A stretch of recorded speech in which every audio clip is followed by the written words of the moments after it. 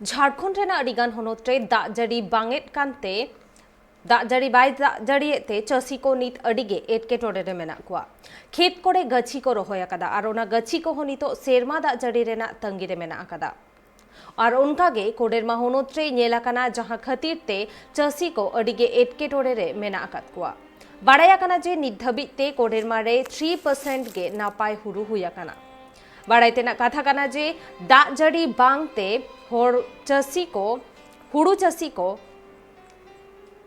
गछि बांग को रोहय दाड़ाया काना कहना यही चाहते हैं कि देखिए 1 महीना से बारिश नहीं हो रही है।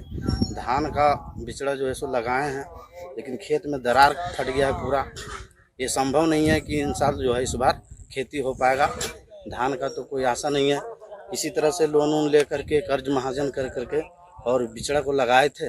सोचे थे चलो बाल बच्चा कम से कम परवरिश होगा, लेकिन अब सरकार से यही हम लोग का विनती है कि कम से कम सुखाड़ घोषित करें।